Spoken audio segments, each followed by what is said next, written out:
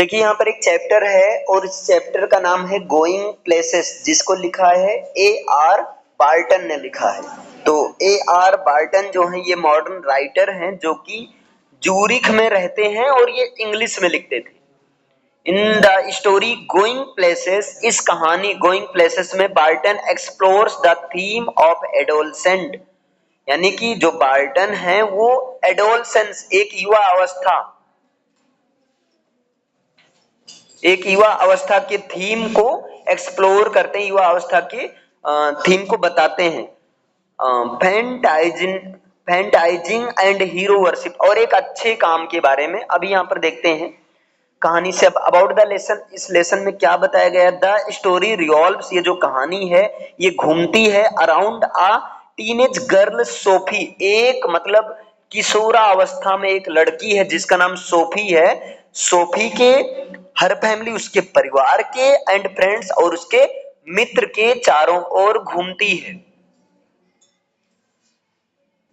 ये कहानी जो है सोफी, उसके परिवार और उसके मित्र के चारों ओर घूमती है। सी इज अ डे ड्रीमर, और ये डे ड्रीमर है मतलब दिन में स्वप्न देखती है। Who is always lost in her dream of becoming rich, जो कि हमेशा इस सपने में खोई रहती है कि वो अमीर बन जाएगी, अमीर बनने के सपने में खोई रहती है।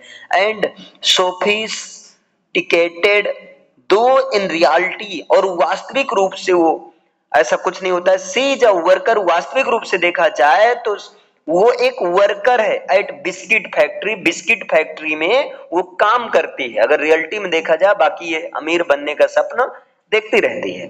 The story suddenly twists up, ये कहानी अचानक ट्विस्ट ले लेती है, चेंज हो जाती है, एक रुख ले लेती है। Sophie, when Sophie makes a wild imagination of meeting Danny कैसी, जब सोफी एक वाइल्ड इमेजिनेशन मतलब एक डैनी कैसी से मिलकर एक इमेजिनेशन बनाती है। अब फेमस फुटबॉलर डैनी कैसी, जो कि एक प्रसिद्ध फुटबॉलर है, जब उससे मिलती है तब यहाँ पर कहानी में क्या आता है? चेंज आता है। She also makes a story in front of her brother, वो जो है इसी प्रकार से अपने भाइयों के सामने भी एक कहानी बनाती है।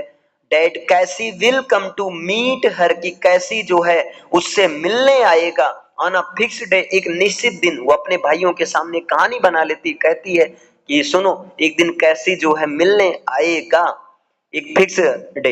एज पर अ प्रॉमिस, जैसा कि उसने प्रॉमिस किया है। ही मेड टू हर, जैसा कि उसने उससे प्रॉमिस किया है कि वो उससे मिलने मेरे घर आएगा, वो अपने भाइयों से ऐसा कहती है। अब देखते हैं पहले इसका टेक्स्ट वाइज, लेकिन पहले हिंदी समरिक बेस पर पूरा सेट करते हैं, उसके बाद इंग्लिश बाय इंग्लिश देखिएगा।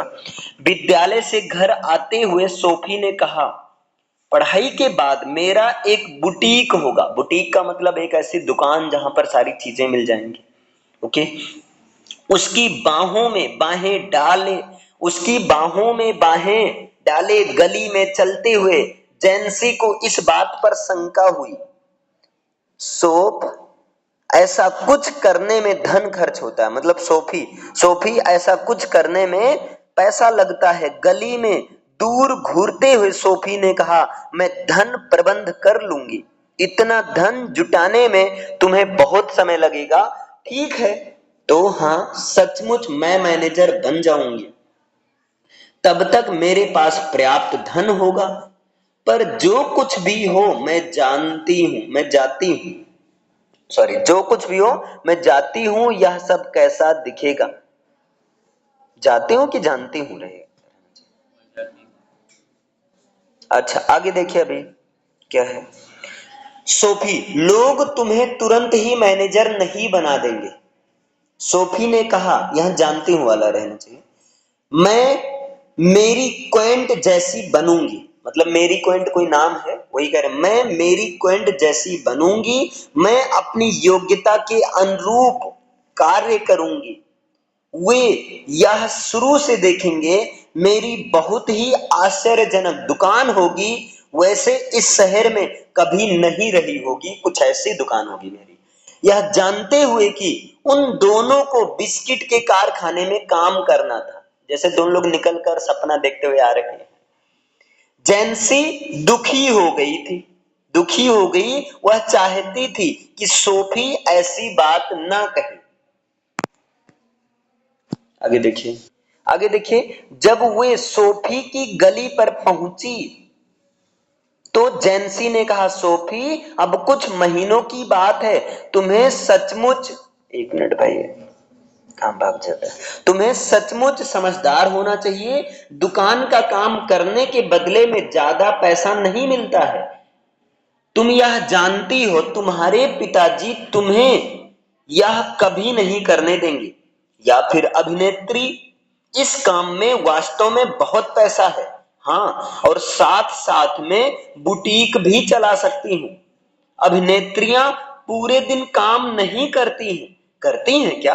खैर, या तो अभिनेत्री या फैशन डिजाइनर, मतलब ये बनना चाहती, या तो अभिनेत्री या तो फैशन डिजाइनर।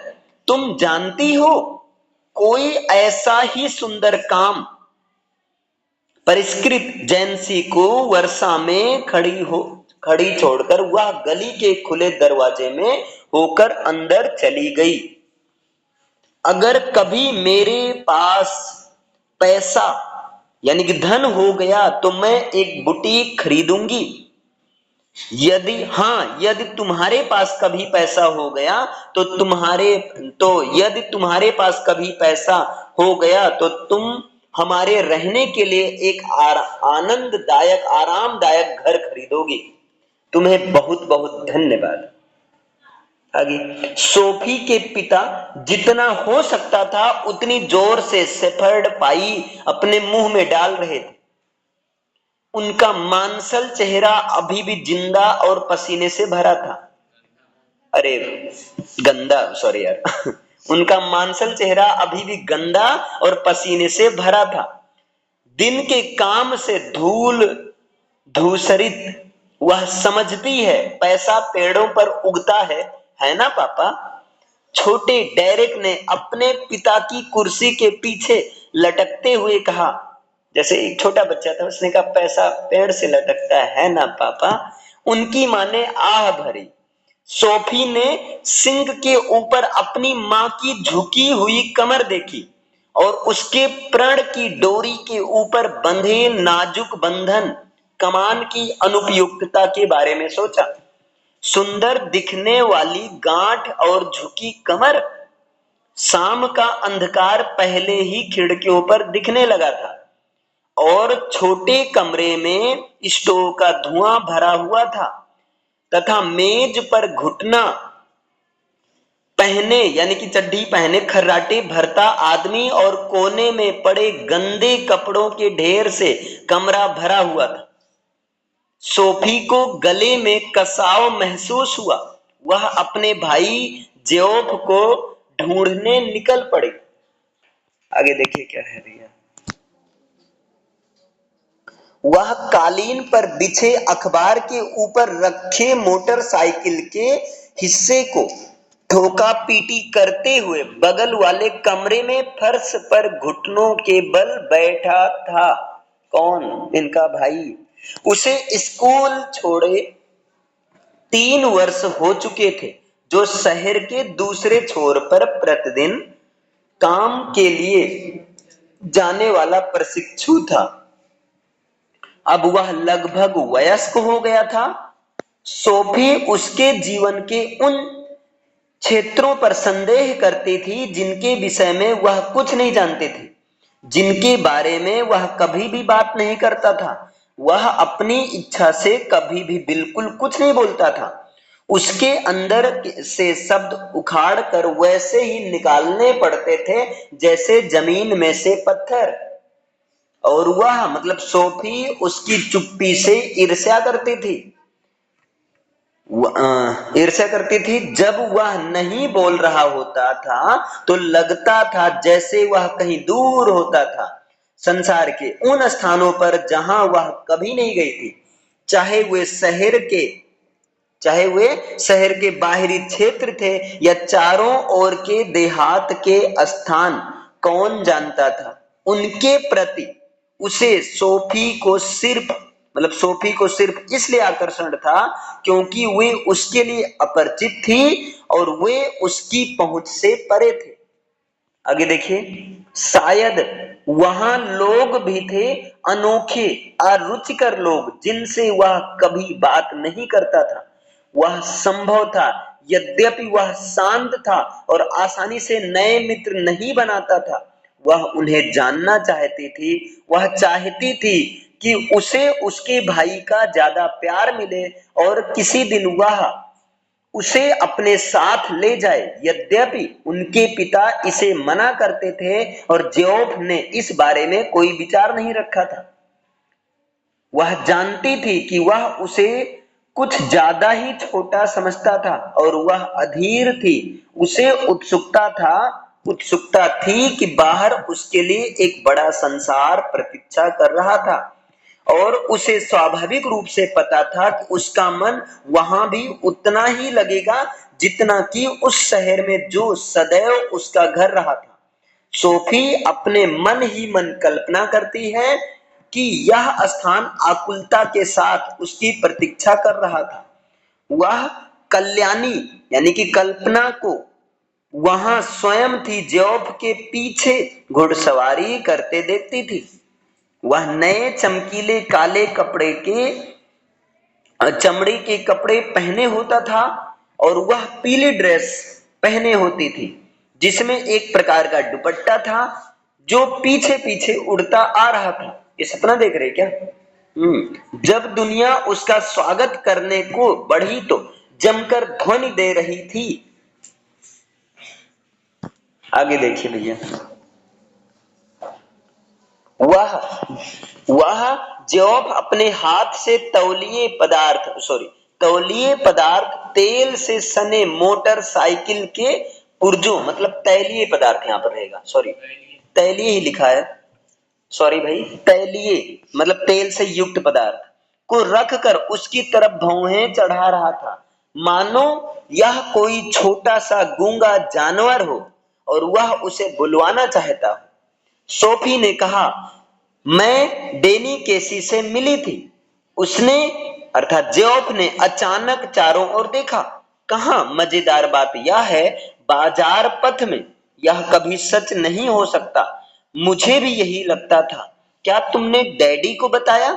उसने मना करते हुए सिर हिलाया, उसकी अज्ञानता पर दुख जताया कि वह सदैव उसके रहस्य का प्रथम भागीदार होता था। मैं इस पर विश्वास नहीं करता। मैं तो रॉयस की खिड़की में कपड़ों को देख रहा था जब कोई व्यक्ति आया और मेरे समीप खड़ा हो गया और मैंने चारों ओर देखा और यह कोई और नहीं बल्कि डैनी केसी था। आगे देखिए भैया,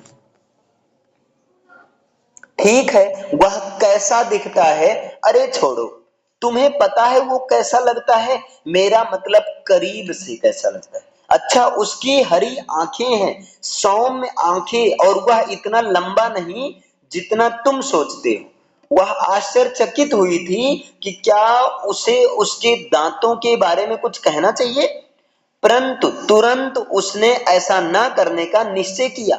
उसके पिता जब अंदर आए तो वे स्नान कर चुके थे तथा उनका चेहरा और बाहें चमकीली गुलाबी थी और उसमें से साबुन की गंध आ रही थी।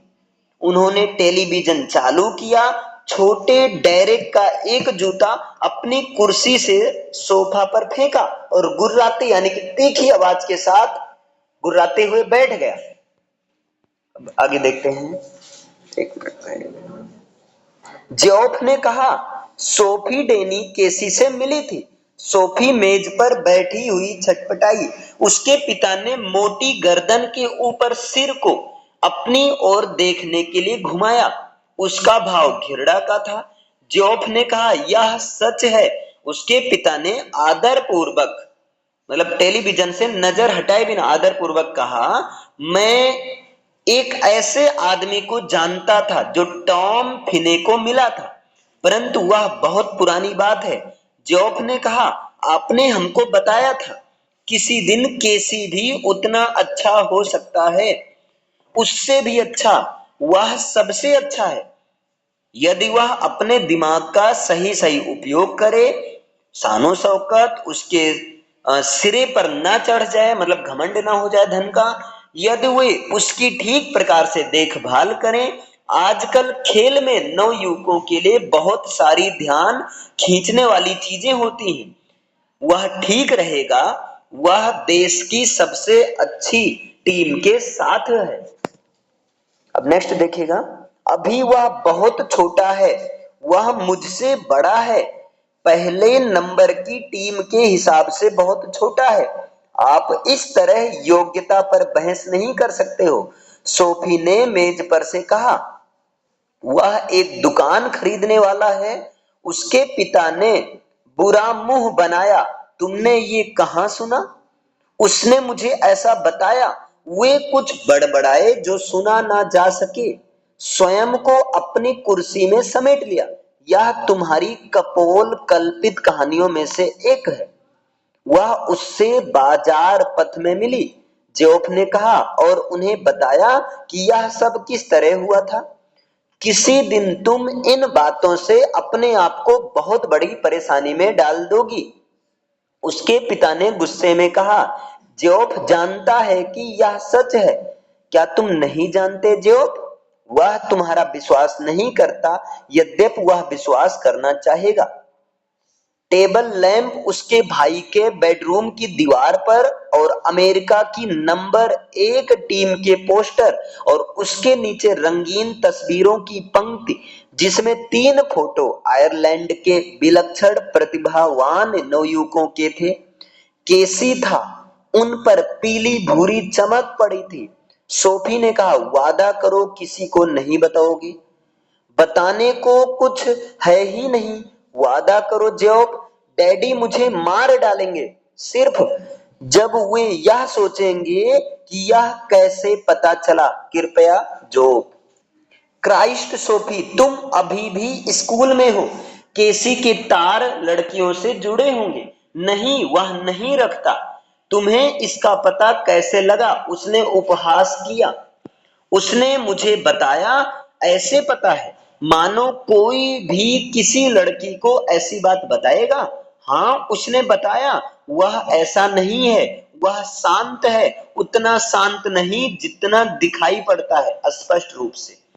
जॉब, ऐसा कुछ नहीं था। पहले मैंने बात शुरू की थी, तब मैंने बात शुरू की थी।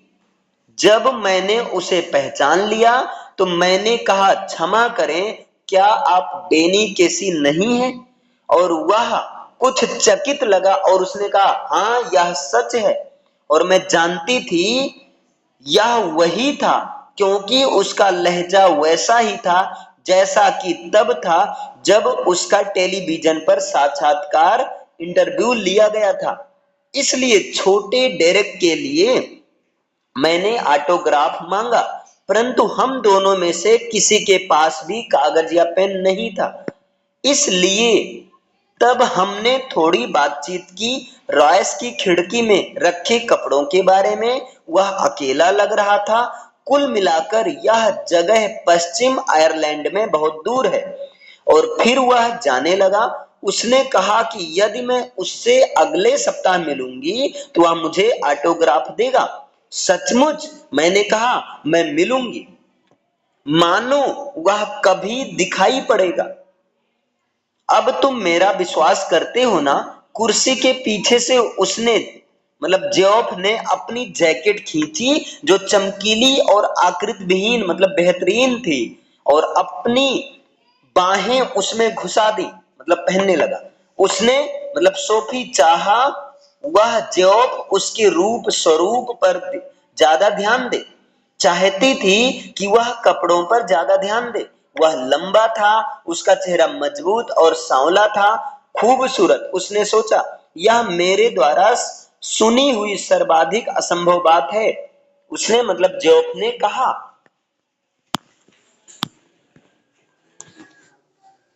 आगे देखिए भैया, शनिवार को वे यूनाइटेड, ये टीम का नाम, यूनाइटेड को देखने अपनी साप्ताहिक तीर्थ यात्रा, उसके लिए अत्यधिक धार्मिक स्थान की यात्रा पर गए। सोफी और उनके पिता और छोटा डेरेक गोल के पास गए जेओब सदा की भांति अपने साथियों के साथ ऊपर गया। यूनाइटेड ने 2-0 से मैच जीता, मतलब 2-0 मतलब 2 रन ज्यादा बनाकर जीता, है ना, यही तो है। और केसी ने दूसरा गोल किया। केसी आयरलैंड की प्रतिभा और भोलेपन का एक सम्मिश्रण था। उससे पेनाल्टी क्षेत्र के कोने पर 2 नए गोल रक्षकों के चक्कर काटकर गोल बनाया।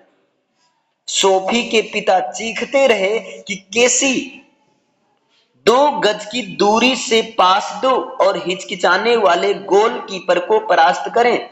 सोफी गर्व से चमक उठी। उसके बाद जेओब अति उल्लासित था। काश वह एक अंग्रेज होता। किसी ने बस में कहा, आयरलैंड विश्व कप जीतेगा। छोटे डेरेक ने अपने मां से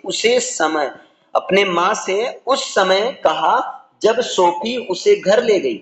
उसके पिता जश्न मनाने पब यानी कि मदिरालय को पब बोलते हैं, पब जा चुके थे।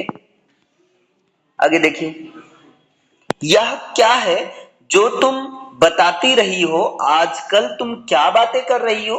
अगले सप्ताह जेंसी ने कहा, किस बारे में? तुम्हारे ज्योफ ने हमारे फ्रैंक को बताया कि तुम डेनी केसी से मिली थी। यह कोई जांच नहीं थी। जेंसी सिर्फ जानने को बेताब थी, परंतु सोफी चौंक गई। अरे वाह! यह जानते हुए सोफी बात को छुपा रही थी। जेंसी ने भौहें चढ़ाई। अच्छा हाँ, मैं मिली थी। एक मिनट, अच्छा हाँ, मैं मिली थी। क्या तुम कभी भी नहीं मिली? जेंसी ने विस्मय के साथ कहा। जोफी ने जमीन की ओर क्रोध पूर्वक देखा। भाड़ में जाने दो उस ज्योफ को। यह ज्योफ की बात थी, जेंसी की नहीं। यह सिर्फ उनके बीच की विशेष बात थी, कुछ गुप्त बात। यह जेंसी वाली बात बिल्कुल नहीं थी। बेढंगी जेंसी से कुछ ऐसी बात कह दो और पूरा पड़ोस इसे जान लेगा, मतलब पूरा जाकर गा देगी।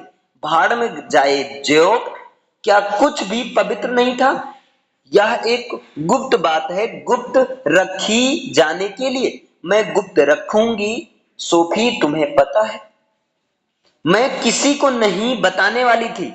मेरे पिताजी को पता चल गया तो वह पुराना उपद्रव खड़ा हो जाएगा। जेंसी ने आंखें मिचकाई। झंझट, मैं समझती हूं वे तो बहुत अधिक संतुष्ट व खुश होंगे। आगे देखिए, तब उसने महसूस किया कि जेंसी को उसके फिर से मिलने के वायदे के बारे में कुछ भी पता ना था। जॉब ने उस बारे में नहीं बताया था। उसने राहत की सांस ली। तो कुल मिलाकर जॉब ने उसे निराश नहीं किया था।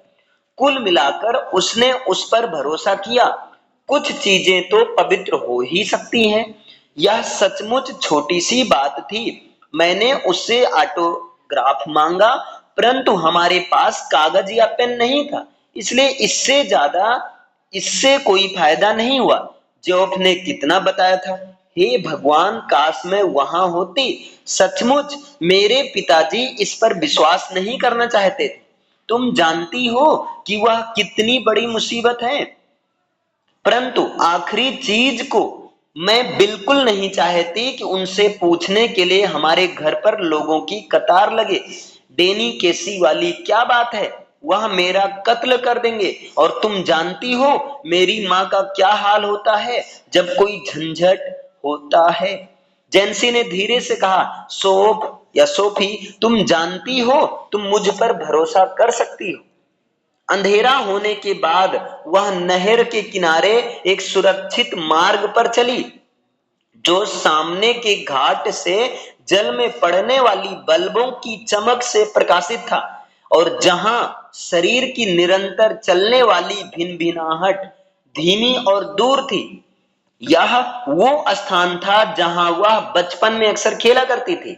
एकांत एल्म के वृक्ष के नीचे लकड़ी की बेंच थी जहां कभी कभी प्रेमी आते थे।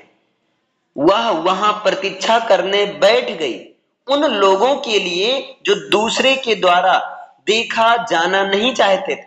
उनसे मिलन के लिए यह स्थान उचित था, ऐसा वह हमेशा सोचती थी। उसे पता था वह डेसी मतलब इस स्थान को पसंद करेगा।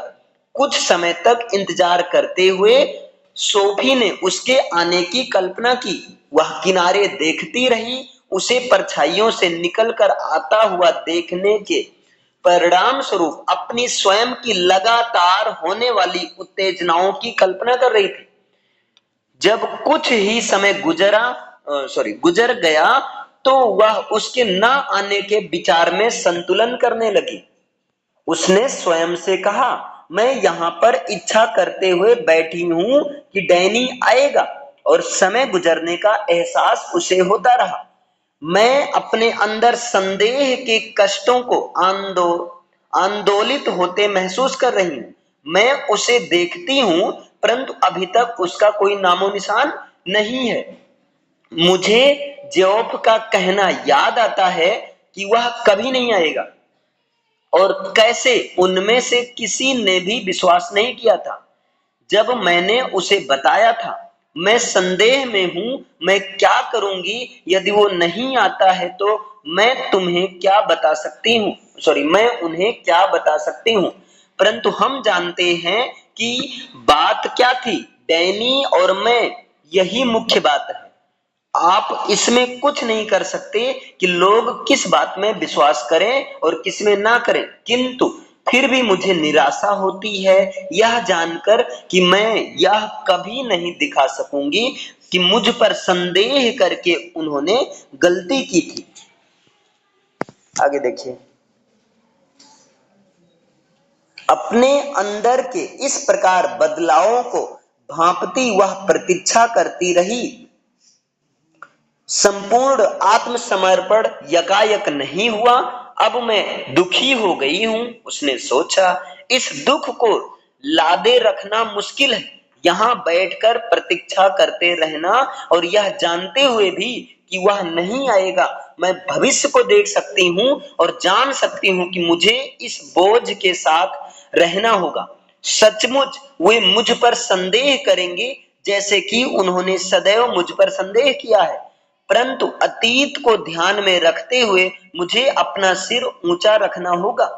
पहले ही मैं देख रही हूं कि मैं धीरे धीरे घर लौट रही हूं, और जॉब का निराश चेहरा जब मैं उसे बताऊंगी वह नहीं आया है, वह डेनी, और वह दरवाजा धड़ाम से बंद करके बाहर भाग जाएगा। परंतु हम जानते हैं कि बात कैसी थी। मैं स्वयं से कहूंगी, डैनी और मैं, यह उदासी बड़ी कठोर चीज है। उसने गली की जीर्ण शीर्ण सीढ़ियां चढ़ी, पब के बाहर दीवार के सहारे रखी अपनी पिता की साइकिल के पास से गुजरी। वह खुश थी। वह जब घर पहुंचेगी वह घर पर ना होंगे। क्षमा करें, किंतु क्या आप डेनी केसी नहीं हैं?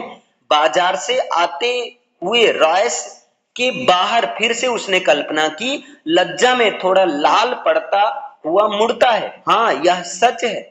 मैं अपने भाइयों और डैडी के साथ आपको हर सप्ताह देखती हूँ। हमें लगता है आप महान हैं। अरे ठीक है, यह बड़ा अच्छा है। मैं जानने को उत्सुक हूँ, क्या आप एक ऑटोग्राफ साइन करेंगे?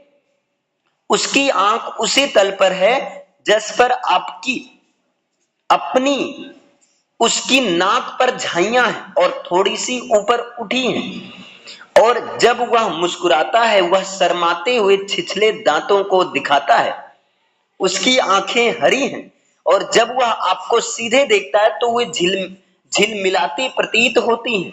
वे सरल लगती हैं, लगभग डरी हुई छोटे हिरन के जैसी, और आप उससे निगाहें हटा लें और उसकी आंखें जरा आपके ऊपर घूमने दें। लौट कर देखने पर लगता है वह सांस नहीं ले रही है।